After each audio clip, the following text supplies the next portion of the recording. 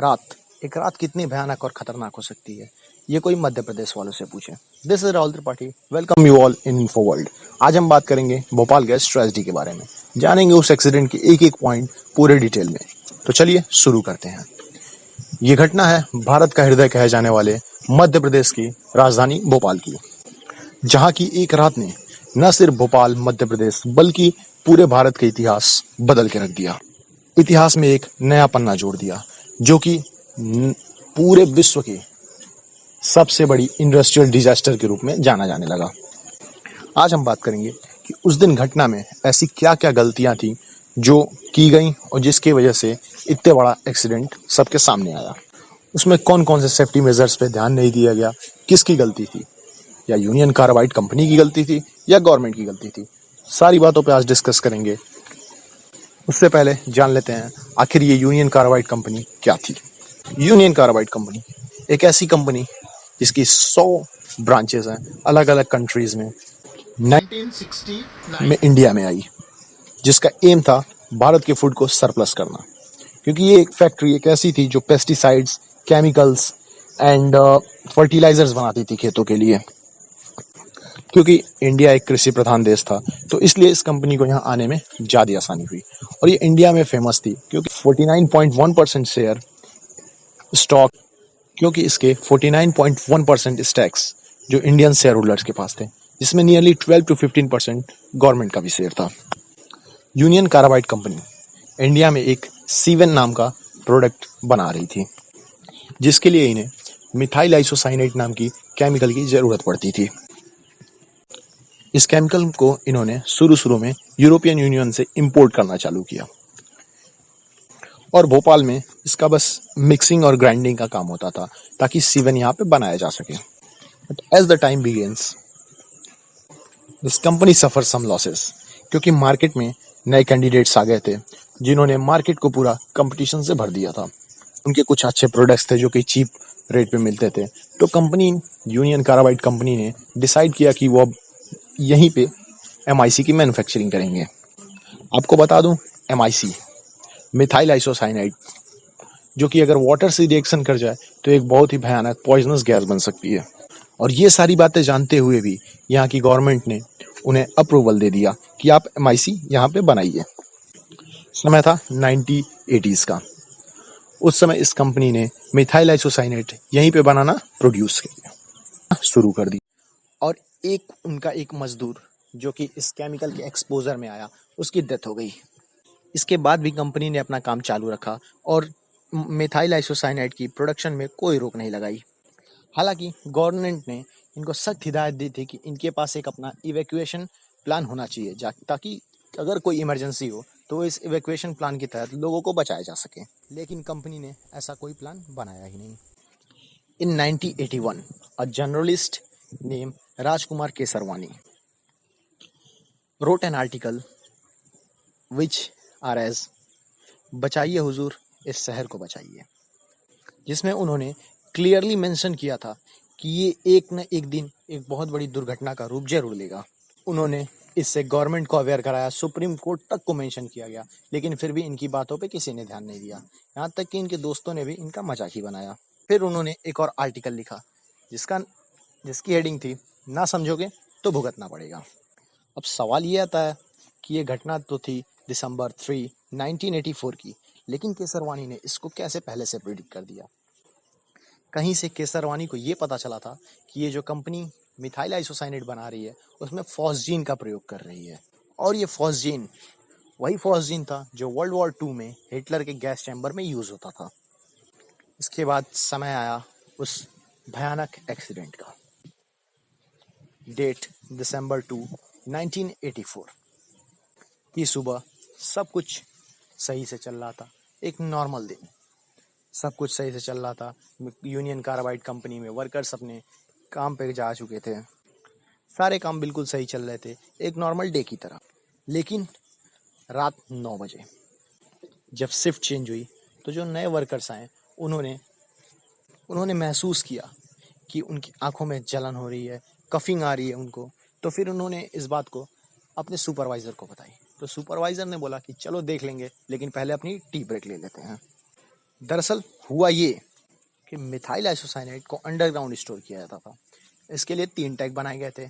इस methyl isocyanide को store करने के लिए 3 टैंक बनाए गए थे, A610, A611 एंड E619, जिसमें से E610 और E611 को 60% की कैपेसिटी तक फिल करना होता था और E619 को इमरजेंसी के लिए खाली रखते थे।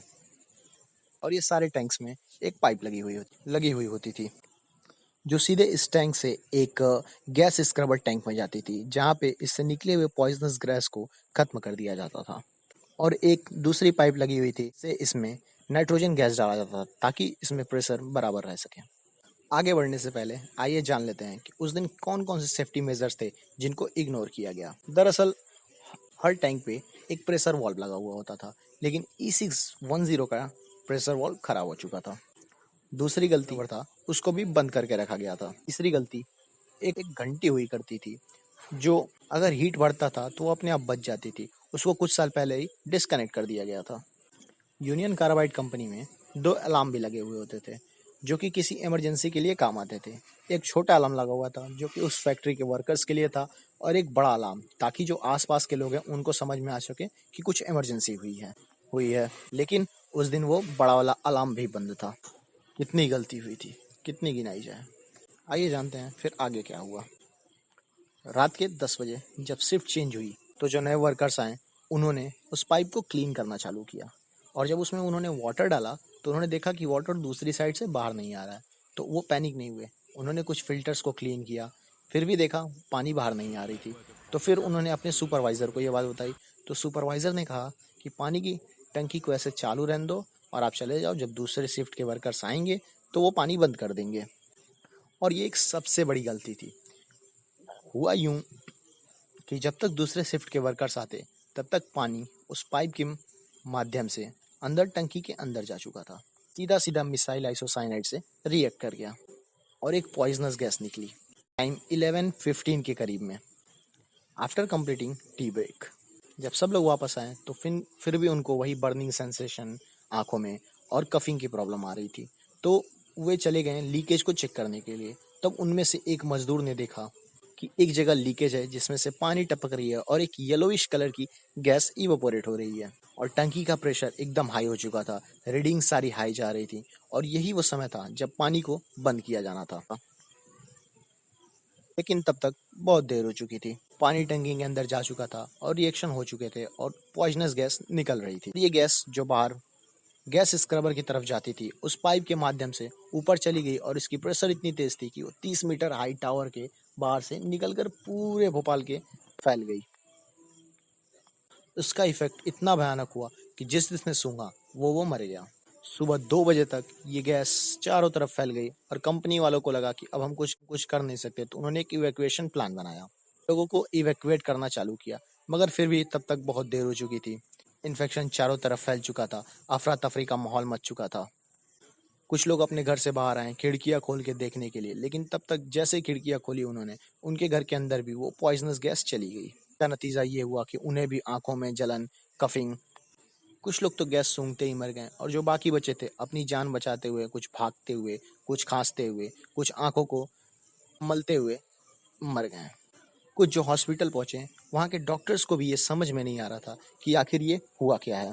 तो डॉक्टर ने कई लोगों को ऑक्सीजन पे रख दिया कि उन्हें सफोकेशन की प्रॉब्लम हो रही थी। ये गैस जैसे ही ऑक्सीजन से मिला और तेज रिएक्शन कर गया और उनकी डेथ ऑन द स्पॉट हो गई।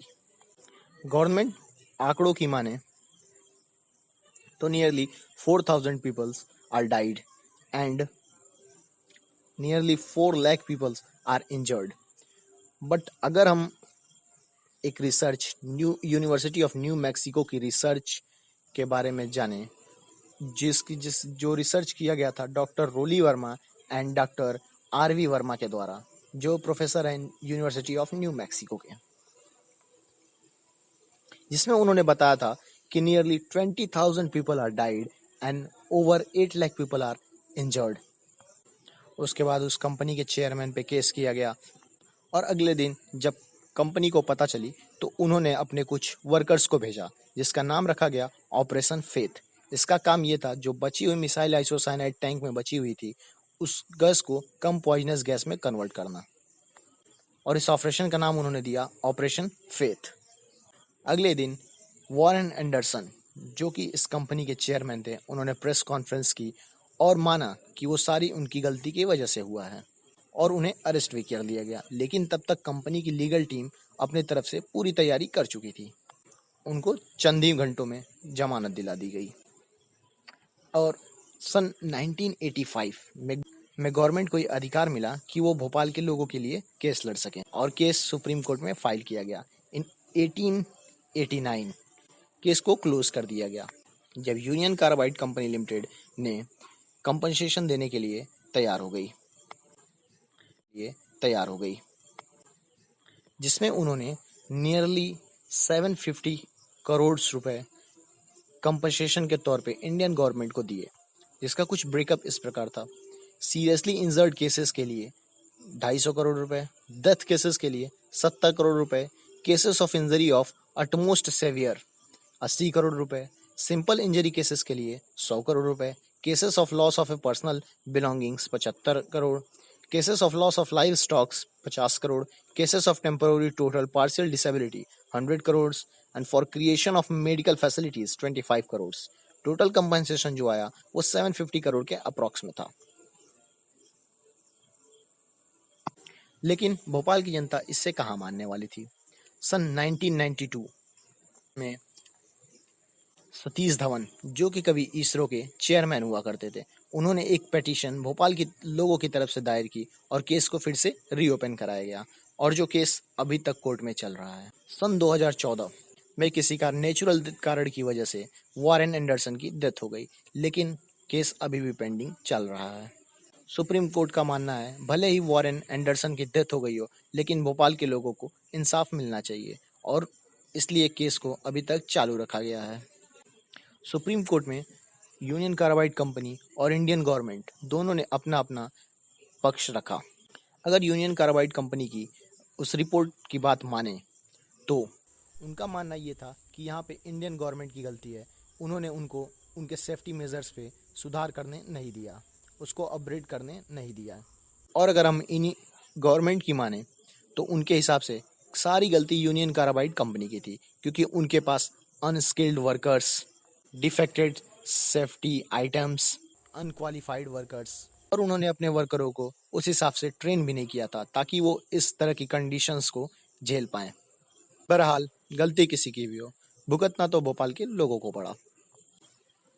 उस कंपनी का वहाँ लगाया जाना ही गलत था। उसके बाद गवर्नमेंट ने भी समझा कि कहीं ना कहीं गलती उनकी थी, उनके पास उस तरीके के कानून नहीं थे ताकि वो उस कंपनी के अगेंस्ट कोई एक्शन ले सकें। तो समय रहते गवर्नमेंट ने भी उससे सबक ली और नए नए invest in 2003। In short, Bhopal एक ऐसी एपिडेमिक से गुजर रहा था जो केमिकली सार्स इंड्यूस करती थी, जिसके लिए अभी तक कोई स्पेसिफिक ट्रीटमेंट नहीं थी। आशा करता हूँ आप सभी को ये सारी जानकारी समझ में आई और पसंद आई होगी। धन्यवाद।